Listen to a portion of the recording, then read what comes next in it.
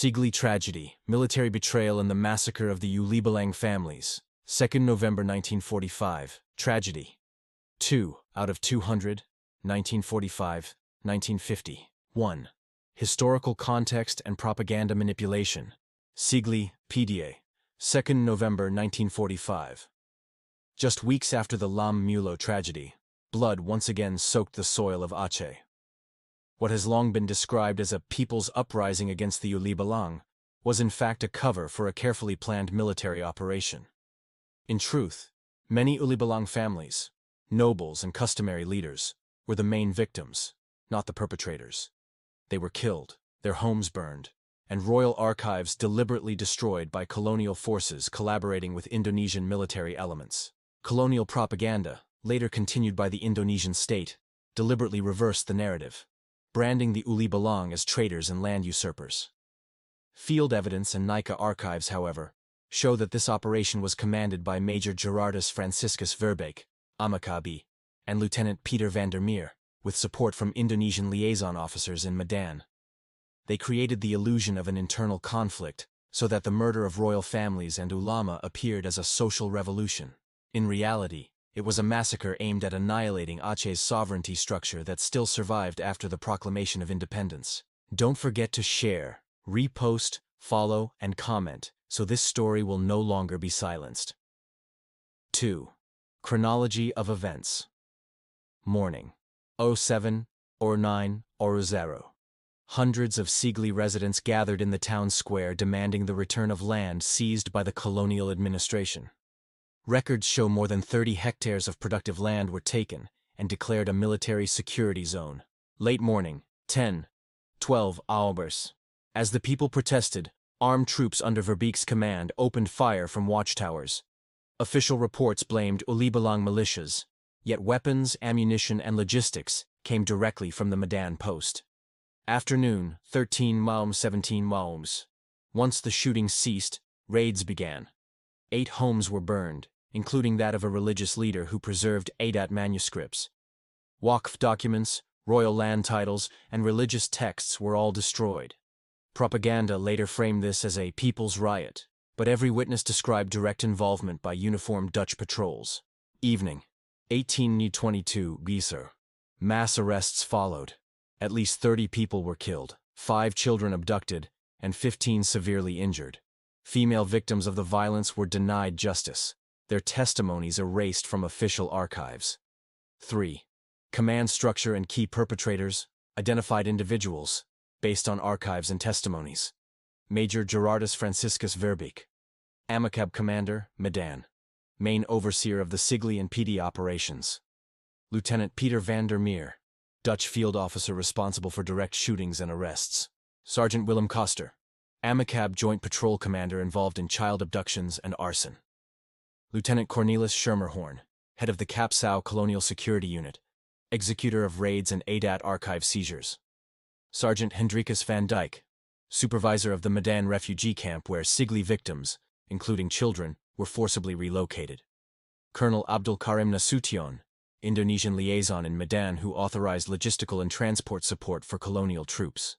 Lieutenant Colonel Rukman Nasution, Indonesian Republic liaison officer who endorsed the operation in Sigli without intervention. The operation was led by the Dutch colonial military under Major Verbeek, supported by Lieutenant Peter van der Meer and Indonesian liaison, Colonel Abdul Karim Nasution. Amicab reports explicitly stated the mission's objective: to neutralize people's resistance in Sigli and secure the Banda Aceh Medan logistics route. 4. Impact and land confiscation.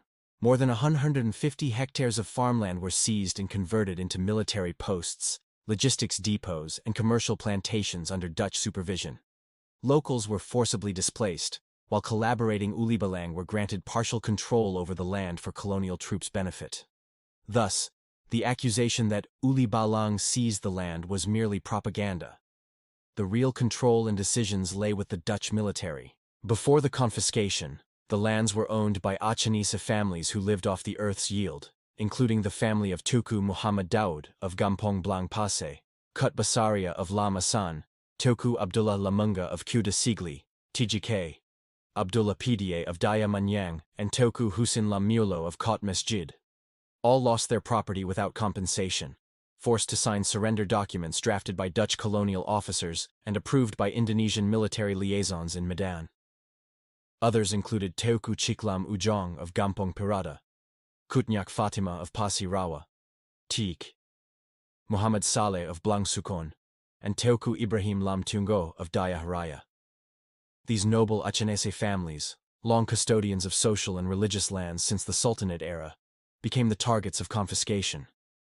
Their names were later slandered by official propaganda, branded as traitors and land usurpers, when in truth, they were the victims. Their lands were seized, their ancestral heritage destroyed, and their identities erased from Aceh's recorded history. 5. Abducted children, based on credible archives. Muhammad Nurdin, 10 years old, from Ceuta Sigli, abducted by Amakab troops led by Lieutenant Peter van der Meer under Majian Verbeek, overseen by Kolonel Abdul Karim Nasution in Medan. He disappeared following the night raid of 2 November 1945. Nur Aisha binti Abdullah, 8 years old, from Blang Pasay, taken by a joint Amakab patrol commanded by Sergeant Willem Koster, with escort Lieutenant Colonel Rukman Nasution.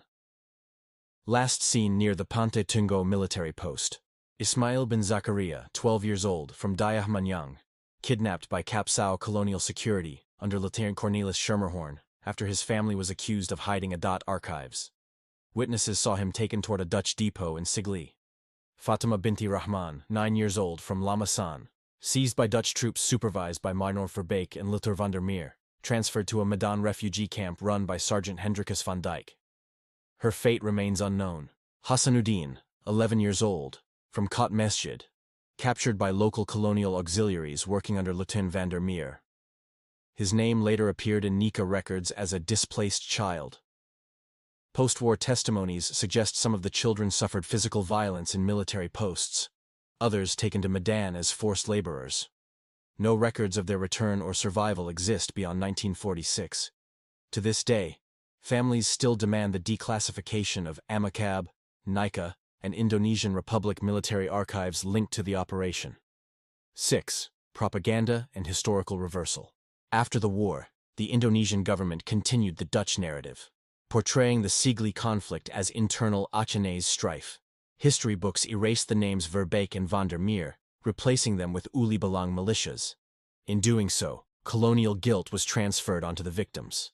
Nika and SAC documents prove that orders, ammunition, and field strategy all came from military command, not from local Adat authorities. This narrative was deliberately preserved to justify a prolonged military presence in Aceh.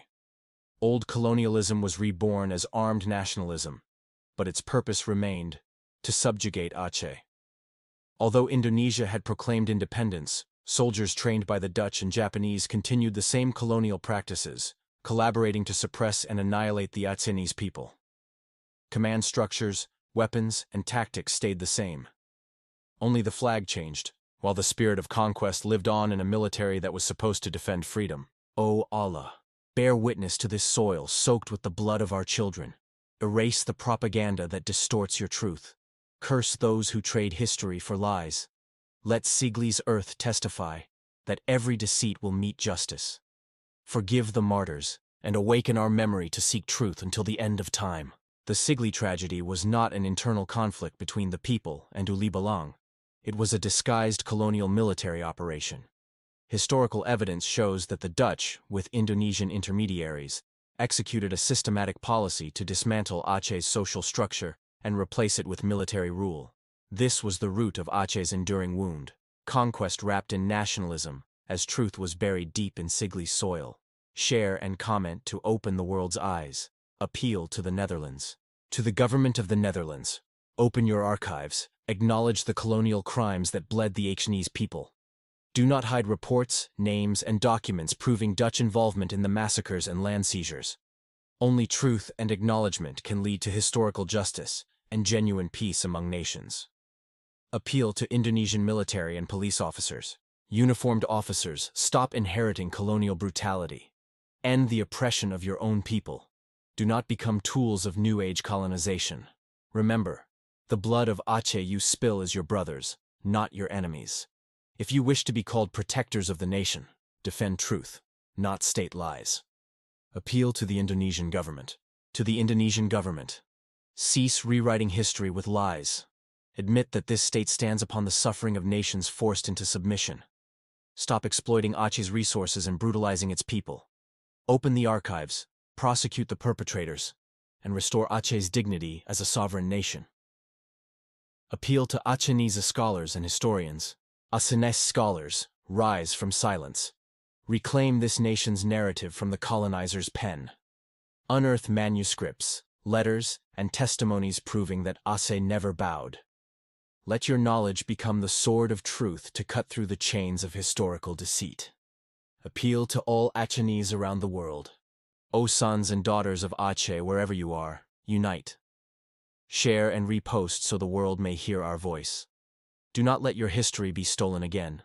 Guard memory, spread truth, and bring Aceh's voice to every forum on earth.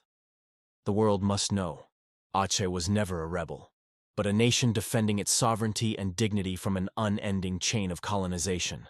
References: Universitas Negeri Yogyakarta, UNY, 2018. The Kumbuk War in Aceh, 1945-46. Faculty of Social Sciences, Tirto Didi, 2023. The Beginning of Aceh's Civil War, Propaganda and Historical Manipulation. Frus, 1946. Netherlands East Indies Documents 586-49. Washington, U.S. Department of State. SEAC Archives, 1945-46. Sumatra and Northern Malaya Situation Reports. British War Office. Hadrian Shah, M. 2018. Prang Kumbok, Social Conflict and Power in Aceh, 1945-1946. UNY Research Papers. Nika Amakab Archives, Medan, 1945-1946. Operational Reports on the Pedia Sector. National Archive, The Hague. Don't forget to share, repost, follow, and comment to keep Aceh's truth alive.